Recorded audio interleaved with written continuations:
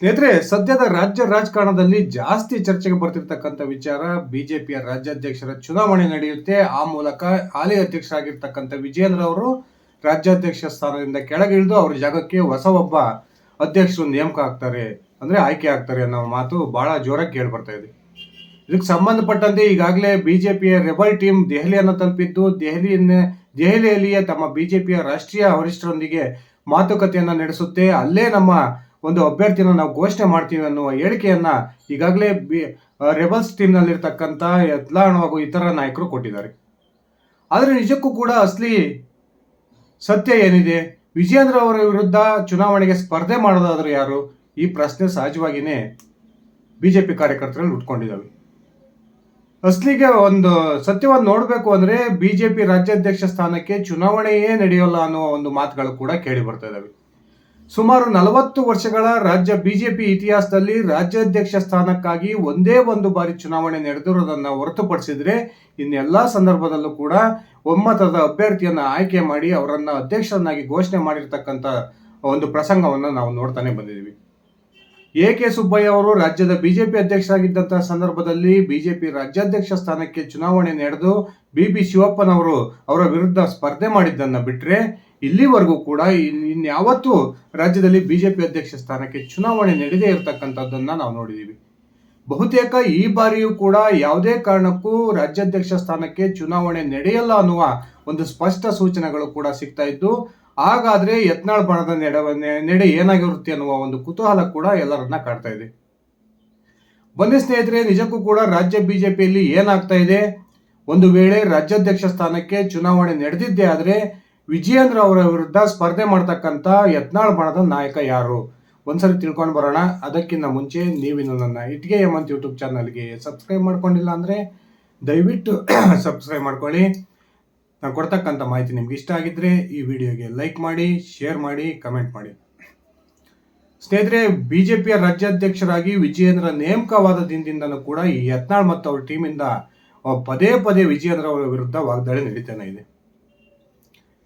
ಬಹುತೇಕ ಲೋಕಸಭಾ ಚುನಾವಣೆಯ ಸಂದರ್ಭದಲ್ಲಿಯೇ ವಿಜಯೇಂದ್ರ ಬದಲಾಗ್ತಾರೆ. ರಾಜ್ಯದಲ್ಲಿ ಬಿಜೆಪಿ ಲೋಕಸಭಾ ಚುನಾವಣೆಯಲ್ಲಿ ಹೆಚ್ಚು ಸ್ಥಾನ ಗೆಲ್ಲೋದಿಲ್ಲ, ಆ ಮೂಲಕ ವಿಜಯೇಂದ್ರ ತಮ್ಮ ರಾಜ್ಯಾಧ್ಯಕ್ಷ ಸ್ಥಾನವನ್ನು ಕಳೆದುಕೊಳ್ತಾರೆ ಅನ್ನುವ ಮಾತುಗಳನ್ನ ಯತ್ನಾಳ್ ಟೀಮ್ ಹೇಳ್ತಾ ಬಂದಿತ್ತು. ಆದ್ರೆ ಯಾವಾಗ ಲೋಕಸಭಾ ಚುನಾವಣೆಯ ಫಲಿತಾಂಶ ಬಂತೋ ಇಡೀ ದೇಶದಲ್ಲಿ ಬಿಜೆಪಿ ಮಕಾಡೆ ಮಲಗಿರ್ತಕ್ಕಂಥ ಸಂದರ್ಭದಲ್ಲಿ ಕರ್ನಾಟಕದಲ್ಲಿ ಜೆಡಿಎಸ್ನೊಂದಿಗೆ ಮೈತ್ರಿಯನ್ನ ಮಾಡಿಕೊಂಡು 19 ಲೋಕಸಭಾ ಸ್ಥಾನವನ್ನು ಗೆಲ್ಲೋದರಲ್ಲಿ ಬಿಜೆಪಿ ಯಶಸ್ವಿಯಾಗಿತ್ತು. ಆ ಯಶಸ್ಸಿನ ಕ್ರೆಡಿಟ್ ಬಹುತೇಕ ವಿಜಯೇಂದ್ರ ಅವ್ರಿಗೆ ಹೋಗಿತ್ತು ಅಂದ್ರೆ ತಪ್ಪಾಗೋದಿಲ್ಲ. ಅದಾದ ನಂತರ ನಡೆದಂತಹ 3 ಉಪಚುನಾವಣೆಗಳಲ್ಲಿ ಬಿಜೆಪಿ ಹೀನಾಯ ಸೋಲನ್ನು ಕಂಡ್ರು ಕೂಡ ಸಾಮಾನ್ಯವಾಗಿ ಯಾವ ರಾಜ್ಯದಲ್ಲಿ ಉಪಚುನಾವಣೆಗಳು ನಡೀತಾವೋ ಆ ರಾಜ್ಯದಲ್ಲಿ ಯಾವ ಪಕ್ಷ ಅಧಿಕಾರದಲ್ಲಿರುತ್ತೋ ಆ ಪಕ್ಷಕ್ಕೆ ಮೇಲ್ಗೈ ಆಗೋದು ಸಹಜ. ಕಳೆದ 2018ರ ಸಂದರ್ಭದಲ್ಲಿ ರಾಜ್ಯದಲ್ಲಿ ನಡೆದಂತಹ 20 ಉಪಚುನಾವಣೆಯ ಸಂದರ್ಭದಲ್ಲಿ ಬಿಜೆಪಿ ಸ್ಪಷ್ಟವಾದ ಮೇಲ್ಗೈಯನ್ನು ಸಾಧಿಸಿದ್ದನ್ನು ನಾವು ನೋಡಿದ್ವಿ. ಇದಕ್ಕೊಂದು ನಿದರ್ಶನ ಅಂದ್ರೆ ತಪ್ಪಾಗೋದಿಲ್ಲ. ವಿಜಯೇಂದ್ರ ಹಿರಿಯರನ್ನ ವಿಶ್ವಾಸಕ್ಕೆ ತೆಗೆದುಕೊಳ್ತಿಲ್ಲ, ತಮ್ಮ ಟೀಮ್ನವರಿಗೆ ರಾಜ್ಯದ ಪದಾಧಿಕಾರಿಗಳ ಒಂದು ಪಟ್ಟಿಯಲ್ಲಿ ಅವಕಾಶವನ್ನು ಮಾಡಿಕೊಡ್ತಿದ್ದಾರೆ, ಹಾಗೆ ಹೀಗೆ ಅನೇಕ ಆರೋಪಗಳನ್ನ ಮಾಡ್ತಾ ಇರ್ತಕ್ಕಂಥ ಯತ್ನಾಳ್ ಟೀಮ್ ಇದೀಗ ರಾಜ್ಯದ ರಾಜ್ಯಾಧ್ಯಕ್ಷ ಸ್ಥಾನಕ್ಕೆ ಚುನಾವಣೆ ನಡೆಯಲೇಬೇಕು ಅನ್ನುವ ಆಟವನ್ನ ಹಿಡಿದಿದೆ. ಇನ್ನೊಂದು ಕಡೆ ವಿಜಯೇಂದ್ರ ತಂಪಾಡಿ ತಾವು ಕೆಲಸವನ್ನ ಮಾಡ್ತಾ ಇದ್ದಾರೆ. ಈಗಾಗಲೇ 39 ಸಂಘಟನಾತ್ಮಕ ಜಿಲ್ಲೆಗಳ ಪೈಕಿ 25ಕ್ಕೂ ಹೆಚ್ಚು ಜಿಲ್ಲೆಗಳಿಗೆ ಜಿಲ್ಲಾಧ್ಯಕ್ಷರನ್ನ ನೇಮಕ ಮಾಡೋದ್ರ ಮೂಲಕ ಸ್ಪಷ್ಟವಾದ ಮೇಲ್ಗೈಯನ್ನ ವಿಜಯೇಂದ್ರ ಅವರು ಸಾಧಿಸಿರ್ತಕ್ಕಂಥದ್ದನ್ನ ನಾವು ನೋಡಿದ್ದೀವಿ. ಈ 25ಕ್ಕೂ ಹೆಚ್ಚು ಜಿಲ್ಲಾಧ್ಯಕ್ಷರ ನೇಮಕಾತಿಗೆ ಈಗಾಗಲೇ ಬಿಜೆಪಿ ಹೈಕಮಾಂಡ್ ಕೂಡ ಒಪ್ಪಿಗೆಯನ್ನ ಕೊಟ್ಟಿರ್ತಕ್ಕಂಥದ್ದು ವಿಜಯೇಂದ್ರ ಅವರ ಕೈಯನ್ನ ಬಲಪಡಿಸಿದೆ ಅಂದ್ರೆ ತಪ್ಪಾಗೋದಿಲ್ಲ. ಹಾಗಾದ್ರೆ ಏನು ಈ ಯತ್ನಾಳ್ ಟೀಮು ಪದೇ ಪದೇ ಬೇಡಿಕೆ ಇಡ್ತಾ ಇದೆ, ಮತದಾನ ಆಗ್ಬೇಕು, ಚುನಾವಣೆ ಆಗ್ಬೇಕು, ಅದರಲ್ಲೂ ಕೂಡ ಗುಪ್ತ ಮತದಾನಕ್ಕೆ ಅವಕಾಶ ಮಾಡಿಕೊಡ್ಬೇಕು, ಹಾಗೆ ಹೀಗೆ ಮಾತುಗಳನ್ನ ಕೇಳ್ತಾ ಇದೆ. ನಿಜಕ್ಕೂ ಕೂಡ ಇದು ನಡೆಯುತ್ತಾ? ಮೇಲ್ನೋಟಕ್ಕೆ ನೋಡೋದಾದ್ರೆ ಯಾವುದೇ ಕಾರಣಕ್ಕೂ ರಾಜ್ಯಾಧ್ಯಕ್ಷ ಸ್ಥಾನಕ್ಕೆ ಚುನಾವಣೆಯೇ ನಡೆಯೋ ಡೌಟ್ ಅನ್ನುವ ಮಾತುಗಳು ಕೂಡ ಕೇಳಿ ಬರ್ತದೆ. ಒಂದ್ ವೇಳೆ ಚುನಾವಣೆ ನಡೆದಿದ್ದೇ ಆದ್ರೆ ವಿಜಯೇಂದ್ರ ಅವರ ವಿರುದ್ಧ ಸ್ಪರ್ಧೆ ಮಾಡ್ತಕ್ಕಂಥವ್ರು ಯಾರು? ಈಗಾಗಲೇ ಯಾವಾಗ ರಾಧಾ ಮೋಹನ್ ದಾಸ್ ರಾಜ್ಯಕ್ಕೆ ಬಂದು ಸಂಡೂರಿನ ಉಪಚುನಾವಣೆ ವಿಚಾರಕ್ಕೆ ಸಂಬಂಧಪಟ್ಟಂತೆ ಶ್ರೀರಾಮುಲು ಅವರ ಮೇಲೆ ಆರೋಪಗಳನ್ನ ಮಾಡಿದ್ರು, ಆಗ ಶ್ರೀರಾಮುಲು ಪಕ್ಷದ ವಿರುದ್ಧವೇ ತಿರುಗಿ ಬಿದ್ದಿದ್ರು. ಆಗ ವಿಜಯೇಂದ್ರ ಅವರ ಮೇಲೆ ಶ್ರೀರಾಮುಲು ಅವರನ್ನ ಎತ್ತಿಕೊಡ್ತಕ್ಕಂಥ ಪ್ರಯತ್ನಕ್ಕೆ ಯತ್ನಾಳ್ ಟೀಮ್ ಕೈ ಹಾಕಿತ್ತು.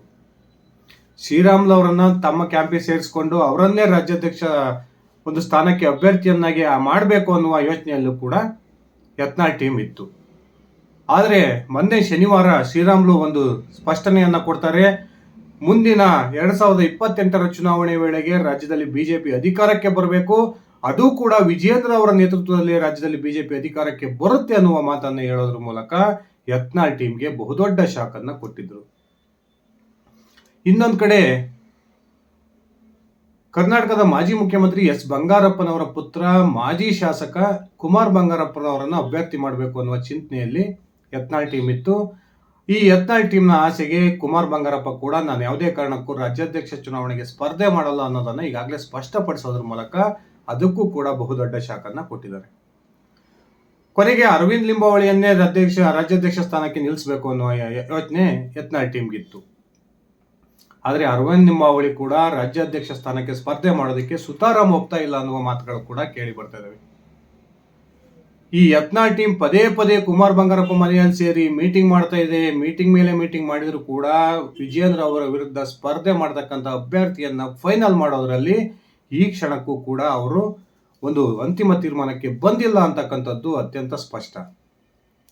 ಈಗಾಗಲೇ ದೆಹಲಿಗೆ ಹೋಗಿದ್ದಾರೆ. ದೆಹಲಿಯಲ್ಲಿ 3 ದಿವಸ ನಾವು ಬಿಡ್ತೀವಿ, ಅಲ್ಲೇ ನಮ್ಮ ರಾಜ್ಯಾಧ್ಯಕ್ಷ ಅಭ್ಯರ್ಥಿಯನ್ನ ಘೋಷಣೆ ಮಾಡ್ತೀವಿ ಅನ್ನುವ ಮಾತನ್ನ ಯತ್ನಾಳ್ ಅವರು ಹೇಳಿದ್ರು ಕೂಡ ವಾಸ್ತವವಾಗಿ ವಿಜಯೇಂದ್ರ ಅವರ ವಿರುದ್ಧ ಸ್ಪರ್ಧೆ ಮಾಡೋದಕ್ಕೆ ಯಾವೊಬ್ಬ ಬಂಡಾಯ ನಾಯಕನು ಕೂಡ ಮುಂದೆ ಬರ್ತಿಲ್ಲ ಅನ್ನೋದು ಸತ್ಯ ಅನ್ನುವ ಒಂದು ಸ್ಪಷ್ಟ ಸೂಚನೆಗಳು ಸಿಗ್ತಾ ಇದ್ದು, ಕೊನೆಗೆ ಯಾವ ಪರಿಸ್ಥಿತಿಗೆ ಬಂದು ನಿಂತಿದೆ ಈ ಒಂದು ಟೀಮ್ನ ಕತೆ ಅಂದ್ರೆ ಯತ್ನಾಳ್ ಅವರನ್ನೇ ವಿಜಯೇಂದ್ರ ವಿರುದ್ಧ ಸ್ಪರ್ಧೆ ಮಾಡ್ರಿ ಅನ್ನುವ ಒಂದು ಒತ್ತಡವನ್ನ ಆ ಟೀಮ್ನ ನಾಯಕರು ಮಾಡ್ತಿದ್ದಾರೆ ಅನ್ನುವ ಒಂದು ಮಾಹಿತಿಗಳು ಸಿಗ್ತಾ ಇದಾವೆ. ಅರೆ ನಿಜಕ್ಕೂ ಕೂಡ ಯತ್ನಾಳ್ ಯಾಕೆ ಸ್ಪರ್ಧೆ ಮಾಡಬಾರ್ದು? ಇಷ್ಟೆಲ್ಲ ಮಾತಾಡ್ತಾರೆ, ಮಾಧ್ಯಮಗಳ ಮುಂದೆ ಪದೇ ಪದೇ ವಾಗ್ದಾಳಿ ಮಾಡ್ತಾರೆ, ಯತ್ನಾಳ್ ರಾಜ್ಯಾಧ್ಯಕ್ಷ ಸ್ಥಾನಕ್ಕೆ ನಿಲ್ಲಿ ಅನ್ನುವ ಒಂದು ಇಚ್ಛೆ ಅವರ ಬೆಂಬಲಿಗರಿಗೆ ಇರಬಹುದು. ಆದರೆ ವಾಸ್ತವವನ್ನು ನೋಡಬೇಕು ಅಂದ್ರೆ ಯತ್ನಾಳ್ ಒಂದು ವೇಳೆ ರಾಜ್ಯಾಧ್ಯಕ್ಷ ಸ್ಥಾನಕ್ಕೆ ಚುನಾವಣೆ ಸ್ಪರ್ಧೆ ಮಾಡಿದ್ದೆ ಆದ್ರೆ ಅವರಿಗೆ ಖಂಡಿತವಾಗ್ಲೂ ಹೀನಾಯವಾದ ಸೋಲಾಗುತ್ತೆ ಅನ್ನೋದು ಈಗಾಗಲೇ ಯತ್ನಾಳ್ ಅವ್ರಿಗೂ ಕೂಡ ಗೊತ್ತಾಗಿದೆ. ಆ ಕಾರಣಕ್ಕೆ ವಿಜಯೇಂದ್ರ ಅವರ ವಿರುದ್ಧ ಸ್ಪರ್ಧೆ ಮಾಡೋದಕ್ಕೆ ಯತ್ನಾಳ್ ಕೂಡ ಹಿಂದೇಟಾಗ್ತಾ ಇರತಕ್ಕಂಥದ್ದು ಅಚ್ಚರಿಯನ್ನ ಉಂಟು ಮಾಡಿದೆ. ಇನ್ನೊಂದು ಕಡೆ ಈಗಾಗಲೇ 25ಕ್ಕೂ ಹೆಚ್ಚು ಜಿಲ್ಲಾಧ್ಯಕ್ಷರ ನೇಮಕವನ್ನ ಮಾಡಿ ತಮ್ಮ ಸಂಘಟನಾ ಪರ್ವವನ್ನ ಮುಂದುವರಿಸ್ತಾ ಇರತಕ್ಕಂಥ ವಿಜಯೇಂದ್ರ ಅವರು ಜಿಲ್ಲಾಧ್ಯಕ್ಷರ ಬಲವನ್ನ ಪಡೆದುಕೊಂಡಿದ್ದಾರೆ. ಅದೇ ರೀತಿ ಏನು ರಾಜ್ಯ ಪರಿಷತ್ನ ಸದಸ್ಯರಿರ್ತಾರೆ 224 ಜನ, ಆ 224 ರಾಜ್ಯ ಪರಿಷತ್ ಸದಸ್ಯರನ್ನು ಕೂಡ ಈ ಹೊಸ ಒಂದು ಸದಸ್ಯತ್ವದ ಅಭಿಯಾನದ ಒಂದು ಆಧಾರದಲ್ಲಿ ನೇಮಕ ಮಾಡಲಾಗುತ್ತೆ ಅನ್ನುವ ಮಾತುಗಳು ಕೇಳಿ ಬರ್ತಾ ಇದಾವೆ. ಒಂದು ವೇಳೆ ಅದೇ ಆಧಾರದಲ್ಲಿ ಹೊಸ ಒಂದು ಬಿಜೆಪಿಯ ರಾಜ್ಯ ಪರಿಷತ್ ಸದಸ್ಯರನ್ನ ನೇಮಕ ಮಾಡಿದ್ದೆ ಆದ್ರೆ ಅಲ್ಲೂ ಕೂಡ ಈ ವಿಜಯೇಂದ್ರ ಅವರ ಕೈ ಸ್ಪಷ್ಟವಾಗಿ ಮೇಲಾಗೋದು ಸತ್ಯ. ಒಂದು ವೇಳೆ ರಾಜ್ಯಾಧ್ಯಕ್ಷ ಸ್ಥಾನಕ್ಕೆ ಚುನಾವಣೆ ನಡೆದಿದ್ದೇ ಆದ್ರೆ ವಿಜಯೇಂದ್ರ ಅವರು ಸ್ಪಷ್ಟವಾದ ಗೆಲುವನ್ನ ಕಾಣ್ತಾರೆ ಅನ್ನುವ ಒಂದು ಮಾಹಿತಿಗಳನ್ನ ಪಡೆದುಕೊಂಡಿರ್ತಕ್ಕಂಥ ಯತ್ನಾಳ್ ಟೀಮ್ ಈಗಾಗಲೇ ಅಡ್ದಾರಿಯನ್ನ ಹಿಡಿತಕ್ಕಂಥ ಪ್ರಯತ್ನವನ್ನ ಮಾಡ್ತಾ ಇದೆ. ಶ್ರೀರಾಮುಲು ಅವರ ಒಂದು ಮೂಲಕ ವಿಜಯೇಂದ್ರ ಅವರನ್ನ ಕಟ್ಟಿ ಹಾಕಬೇಕು ಅನ್ನುವ ಪ್ರಯತ್ನಕ್ಕೆ ಕೈ ಹಾಕಿದ್ದಂತ ಯತ್ನಾಳ್ ಅವರಿಗೆ ಶ್ರೀರಾಮುಲು ಮೊನ್ನೆ ಕೊಟ್ಟಂತ ಹೇಳಿಕೆ ಬಹುದೊಡ್ಡ ಆಘಾತವನ್ನ ತಂದಿದ್ರೆ, ಇನ್ನೊಂದ್ ಕಡೆ ತಾನು ನಂಬ್ಕೊಂಡಿದ್ದಂತಹ ನಾಯಕರೇ ಚುನಾವಣೆ ಸ್ಪರ್ಧೆ ಮಾಡೋದಕ್ಕೆ ಹಿಂದೇಟಾಗ್ತಿರ್ತಕ್ಕಂಥದ್ದು ಕೂಡ ಯತ್ನಾಳ್ ಅವರಿಗೆ ಒಂದು ಬಹುದೊಡ್ಡ ಆಘಾತವನ್ನ ತಂದೊಡ್ಡಿದೆ ಅನ್ನುವ ಮಾತುಗಳು ಕೂಡ ಕೇಳಿ ಬರ್ತದೆ.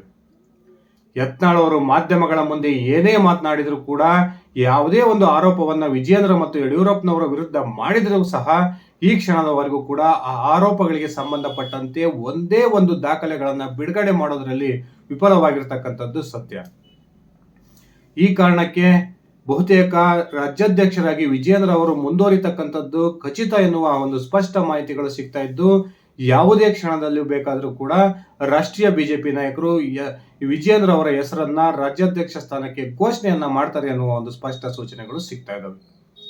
ಸ್ನೇಹಿತರೆ, ನಿಮ್ಮ ಅಭಿಪ್ರಾಯದ ಪ್ರಕಾರ ನಿಜಕ್ಕೂ ಕೂಡ ವಿಜಯೇಂದ್ರ ಅವರು ರಾಜ್ಯಾಧ್ಯಕ್ಷರಾಗಿ ಮುಂದುವರಿಬೇಕಾ ಅಥವಾ ವಿಜಯೇಂದ್ರ ಅವರ ವಿರುದ್ಧ ರಾಜ್ಯಾಧ್ಯಕ್ಷ ಸ್ಥಾನಕ್ಕೆ ಯತ್ನಾಳ್ ಅವರೇ ಸ್ಪರ್ಧೆ ಮಾಡಬೇಕಾ? ದಯವಿಟ್ಟು ನಿಮ್ಮ ವೈಯಕ್ತಿಕ ಅಭಿಪ್ರಾಯವನ್ನು ಕಮೆಂಟ್ ಮಾಡಿ.